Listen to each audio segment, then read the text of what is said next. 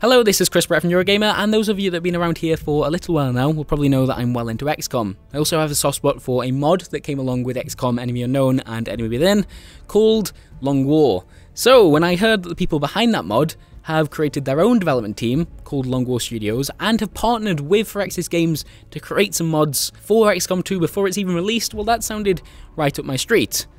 So, I reached out to Jake Solomon, the creative lead on XCOM 2, to join me in a Skype call with John Lumpkin, the lead developer from Long War Studios, to talk about what they've actually been working on. In the background of this call, you'll see some gameplay from a very early mission in XCOM 2. No real spoilers there to worry about. It's literally the most base level gameplay I could have selected. And there are also a few screenshots of some of the mods that we're talking about, which you'll be able to see about halfway through the video. Hope you enjoy it. Thanks. Okay, so I can't think of another example of a game bringing in a modding team prior to the game actually launching. So what's going on there exactly? I'll start off with you, Jake. Why have you decided to bring in the Long War team ahead of launch? We didn't do a great job, or a job, period, maybe, of supporting modding on Enemy Unknown, and so I think it's sort of incumbent on us to sort of prove, it's easy to say. It's easy to say as a developer, like, oh yeah, we're gonna do mods, but I think that for us it was, we were confident enough technically, and we certainly knew that the audience of the XCOM audience really loves Long War, so it was kind of a no-brainer for us, and it also helps us sort of double down on this idea of, like we said, mods are really big to us, and this is a great way to prove it, is like bringing by far, the most popular guys to the audience, and sort of say, like, look, if the modders that everybody knows and respects are going to be making something for XCOM 2 at launch, which right out of the gate hopefully proves that we're definitely more committed to modding in XCOM 2. So, I mean, it's just one of those things where it just seems like, to us, it seems like obvious value. The problems, of course, are you just got to be sure that you're ready technically for that. So, me being the creative director, that's not really my fucking problem. So, I was like, let's do it. Yeah. I'm all for this. How long have you guys been working together then? The announcement was made last week, right? But how long have you been guys partnered or like talking to each other about modding and XCOM 2? When'd you come out, John? When was the first time you came out? September. September. Yeah. And that's 2K reached out to me in the middle of last year, and we started talking about what we might be able to do. Met Jake and the gang, and tried to steal the giant. That's how we refer to ourselves here. Right, okay. Like, the team that I'm talking about when I say we is a few of us from Long War. Long War had something like 50 or 60 contributors. Sure. There were three of us. There was me, Rachel Norman, who is, her handle is Amanari, and JC Lewis, who is came on as our artist. Long War Studios, right? So that's the team. Yeah, and part of this is right. We became an actual company, which and named it Long War Studios, which sounds a lot more official than it was just me filing a $50 fee with the state of Colorado here, so yeah, set up as a studio now. So you can sue people now if anybody uses the Long War name. So that's. It's amazing how much mail you get just by creating a company. I had somebody I get phone calls. Somebody sent me an engraved pin.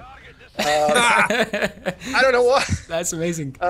I think they were trying to sell more pins, but it says Long War Studios. Hey, yeah, you should respond and be like, "We'll take 2 more." Right. 2 more pins. Everyone in the company wants one. Yeah. That's how you should lead and be like, I want pens for everyone in the company. Right. 2 more. So this video is going to be going live after you've done a panel this weekend at PAX. So we can talk about presumably some of the stuff you've actually been working on. What is, like, I know in the initial announcement multiple mods were mentioned. I think that was the quote. So right. What is it? What are you working on? And so the technically one of the advances in XCOM 2 is it's much more modular. So you can plug in mods that you want to play with, take them out. You can also do complete overhauls of the game, which is like what we did with Long War. Mm-hmm. But so at first we thought we would do just some modules for little standalone mods for people to play with. So there's 3. The first is new weapons for XCOM, little submachine guns, which are kind of an alternative to the assault rifle weapon. Sure. Soldiers can equip them, and they don't do as much damage, and they don't have as much ammunition as an assault rifle, but a soldier that carries them is faster, and he's also harder to detect. There's a neat new mechanism in XCOM 2 where all the enemies have a little detection range around them. Yeah, sure. We talked. I put lots of XCOM 2 stuff up already for Eurogamer, so yeah, we've seen like the concealment stuff like that. Right. I guess that's what you're talking about. So if you're carrying one of these new guns, the concealment range, or the sight range of the enemies is lower, so you can kind of get closer to them. And this is the kind of thing we did in the original Long Wars. We kind of create trade-offs. So there's advantages and disadvantages to taking this. We didn't want to create something overpowered, but we wanted to create something soldiers would actually use. The second thing we made was a new bad guy, which was we took the Muton and JC did a retexture of him. We made a guy called the Muton Centurion, and he's kind of like a mini boss Muton. He's got some extra abilities and kind of helps the aliens as a team. Right. And we've set him up to so he's encountered about halfway through the campaign. I've seen him. He looks awesome. He really, yeah. We made him a little bigger too than your average Muton. So he's the right kind of threat, I think. Yeah. Because my goal really is to kill as many XCOM soldiers as possible. So we needed this guy. Right. And the third is we made a new kind of development path for soldiers. It's not quite a new class. It's more like psionic powers in EU and EW, where you can it's a set of perks you can add to soldiers, and these are leadership perks. So you pick a soldier, you put him through this training, and he gets abilities that can help the entire team.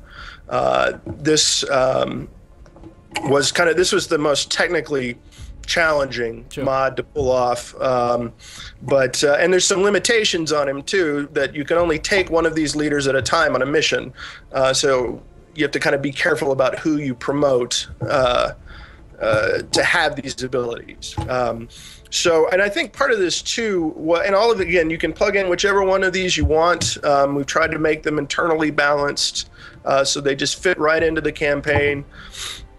The other big piece that we've done with this is work really closely with the folks at Firaxis on the sort of the technical side of this, where we wanted to do something and there wasn't what's called a hook in the code to allow us to do it.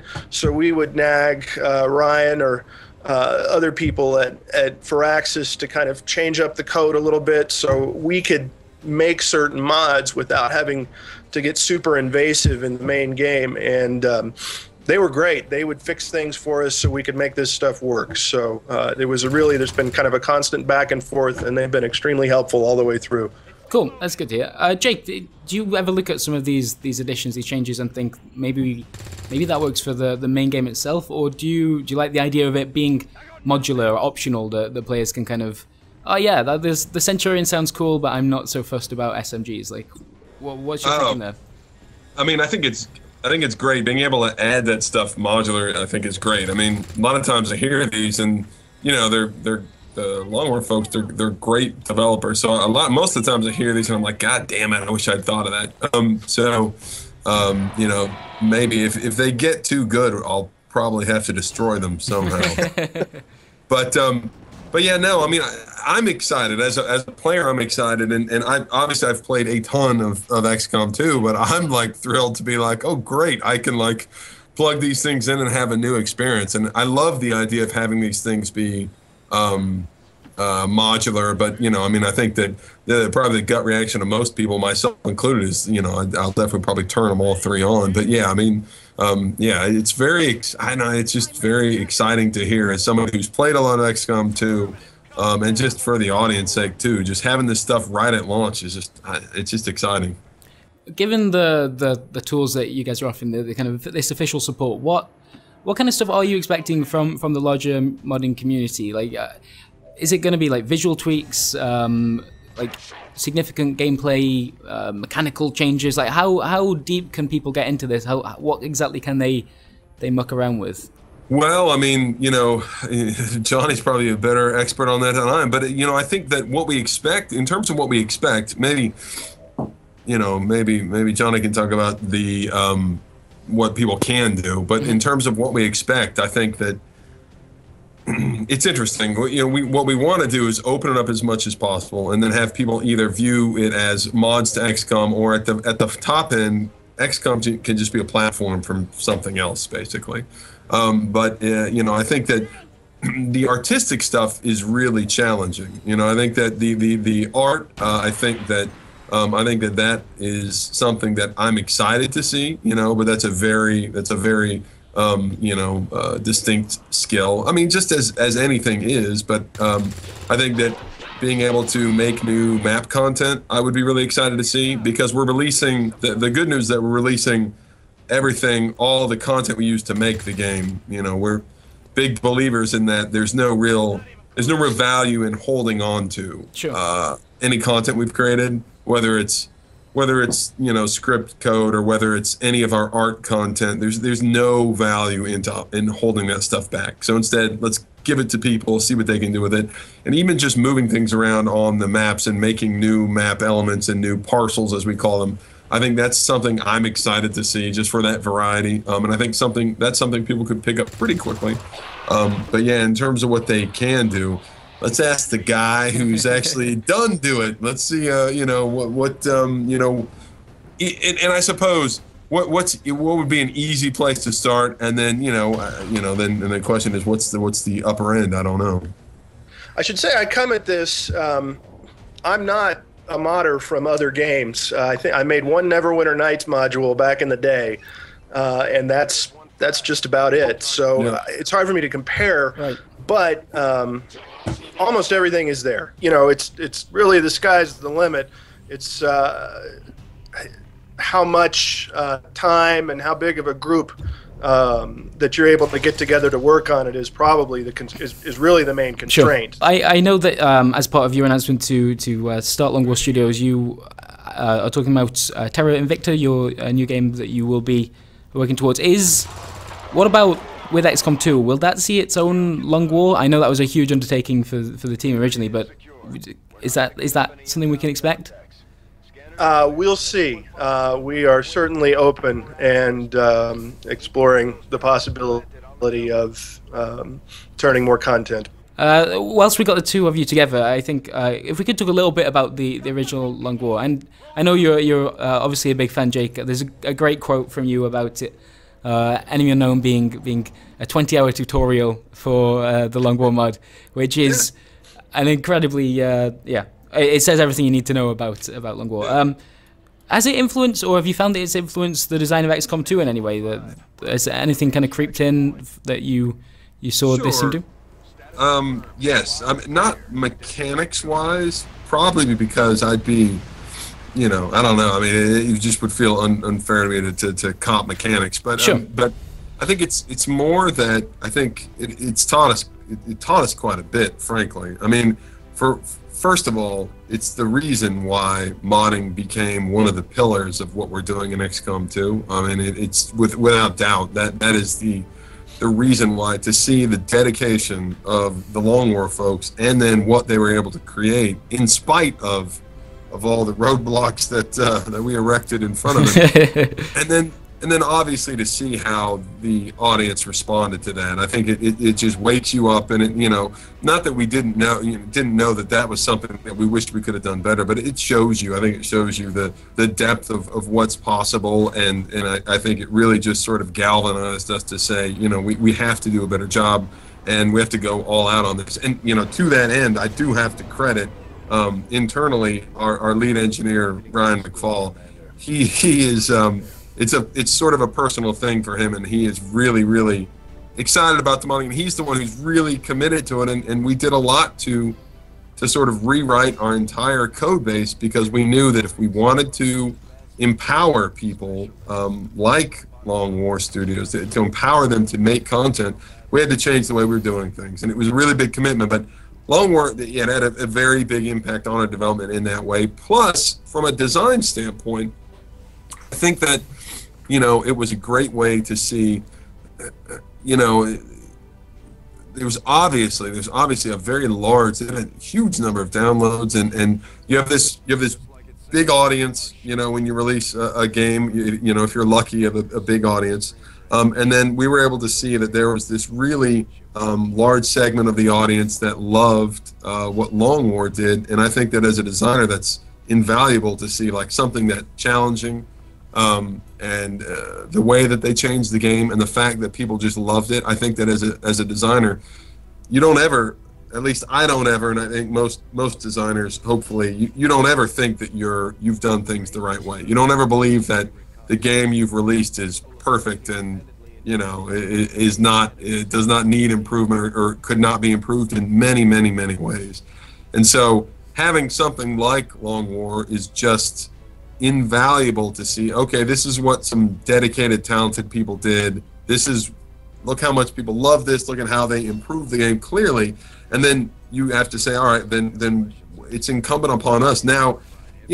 Basically, I mean, when you release a game, I think the ownership of the game as a concept, it really is transferred to the audience. You become, especially when you're making sequels, you become more of as the developers, you become more of a curator of the ideas and the franchise, but it's not like you're the owner. I mean, people have paid. I'm always of the opinion, once people pay money, it's their game, and they should be able to do what they want with it. They should be able to play it how they want. And even the audience as a whole, we're not. I don't believe that we're artists for artist's sake. We're certainly not. We exist because there's an audience. Long War had a big impact, even to the point of we have our highest difficulty setting is called Legend. Yeah.